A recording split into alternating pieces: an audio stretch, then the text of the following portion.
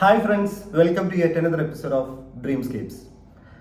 എമ്പുരാൻ ലൂസിഫറിൻ്റെ സെക്കൻഡ് പാർട്ടായ അതിൻ്റെ ഫ്രാഞ്ചൈസ് ആയിട്ടുള്ള അല്ലെങ്കിൽ സെക്കൻഡ് ഇൻസ്റ്റാൾമെൻ്റ് ആയിട്ടുള്ള മൂവി ഇന്നലെ കണ്ടു. തിയേറ്ററിക്കൽ എക്സ്പീരിയൻസ് അടിപൊളിയായിരുന്നു. ഞാനിപ്പോൾ അതിൻ്റെ ഡയറക്ടർ, സിനിമാറ്റോഗ്രാഫി, മ്യൂസിക് ഈ പാർട്ടൊന്നും ഡിസ്കസ് ചെയ്യുന്നില്ല, കാരണം അതൊക്കെ ഒരുമാതിരി എല്ലാവർക്കും അറിയാവുന്ന കാര്യം തന്നെയാണ്.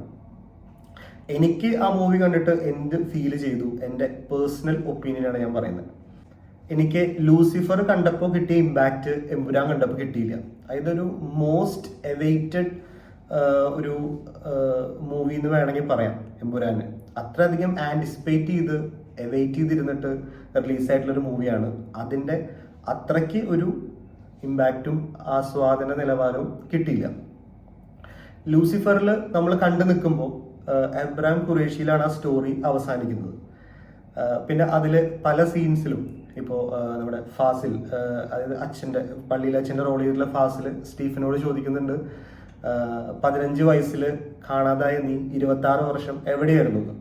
അപ്പോൾ മോഹൻലാൽ തിരിച്ച് അച്ഛനോട് ചോദിക്കുന്നുണ്ട്, ഗലീലയിൽ നിന്ന് കാണാതായ ഈശോ 18 വർഷക്കാലം എവിടെയാണെന്ന് അച്ഛൻ ആരോടെങ്കിലും ചോദിച്ചിട്ടുണ്ടോ? അപ്പോൾ ഞാൻ എക്സ്പെക്ട് ചെയ്തത് സ്റ്റീഫൻ നെടുമ്പുള്ളി എങ്ങനെ എബ്രാം ഖുറേഷി ആയി എന്നുള്ള ഒരു ഇതൊക്കെ ആയിരിക്കും എമ്പുരാൻ എന്ന് പറഞ്ഞ മൂവിയിൽ നിന്നാണ്.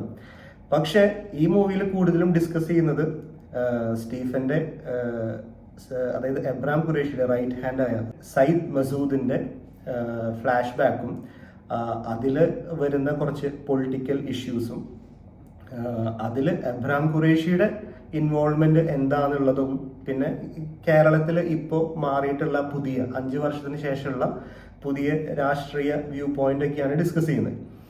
അപ്പോൾ അതുകൊണ്ടായിരിക്കാം എനിക്ക് അത്ര ഇഷ്ടപ്പെടാതിരുന്നത് മൂവി. പക്ഷെ cinematography wise, direction wise, visual wise ഒക്കെ അടിപൊളി ട്രീറ്റ് തന്നെയായിരുന്നു. നമുക്ക് ഒരു പോയിന്റിൽ പോലും ഇതൊരു മലയാളം മൂവിയാണെന്ന് തോന്നില്ല. ഒരു ബോളിവുഡ്, ഹോളിവുഡ് മൂവിയുടെ എല്ലാ കളർ ഗ്രേഡിങ്ങും സ്റ്റൈലും വിഷ്വൽസും ഒക്കെ അതുപോലെ തന്നെയായിരുന്നു.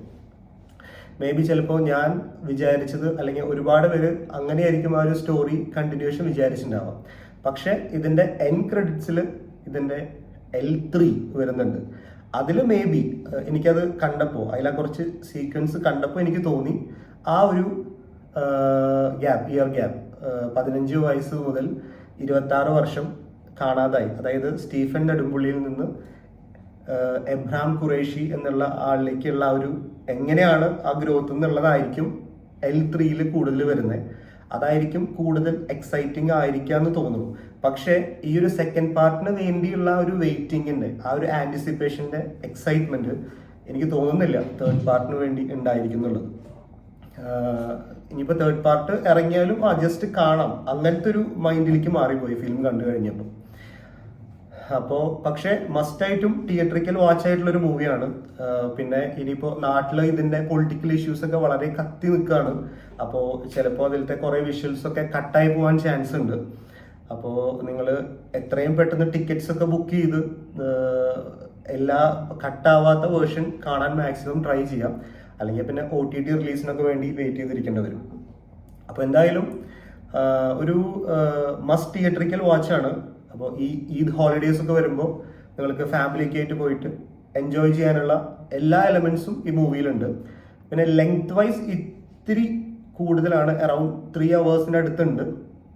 പക്ഷെ നമുക്ക് ഫസ്റ്റ് ഹാഫ് കുറച്ച് സ്ലോ പേസ് ആണെങ്കിലും സെക്കൻഡ് ഹാഫ് കുറച്ചുകൂടി എൻഗേജിങ് ആയിട്ട് തോന്നും. എന്തായാലും എന്നിലെ പ്രേക്ഷകൻ അല്ലെങ്കിൽ മോഹൻലാൽ ഫാൻ ഡിസപ്പോയിന്റഡ് ആയത് ഞാൻ അങ്ങനെ തിങ്ക് ചെയ്തത് കൊണ്ടാണ്.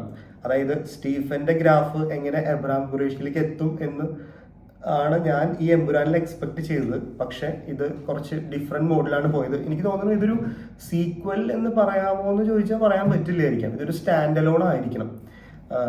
മേ ബി L3 ആയിരിക്കും എമ്പുരാന്റെ ഒരു കണ്ടിന്യൂഷൻ പോലെ നമുക്ക് ഫീൽ ചെയ്യാം. എന്തായാലും ബ്രില്യൻ വർക്ക്, മൂവി സൂപ്പറാണ്. അപ്പോൾ ഈ വീഡിയോ നിങ്ങൾക്ക് ഇഷ്ടപ്പെട്ട, അല്ലെങ്കിൽ എൻ്റെ ഒപ്പീനിയനോട് നിങ്ങൾ യോജിക്കുന്നതാണെങ്കിൽ നിങ്ങൾ നിങ്ങളുടെ അഭിപ്രായങ്ങൾ കമൻറ്റ് ബോക്സിൽ ഷെയർ ചെയ്യുക. വീഡിയോ ഇഷ്ടപ്പെട്ടാൽ ലൈക്ക് ചെയ്യുക. പിന്നെ സബ്സ്ക്രൈബ് ചെയ്യണ കാര്യം മറക്കാതിരിക്കുക. താങ്ക്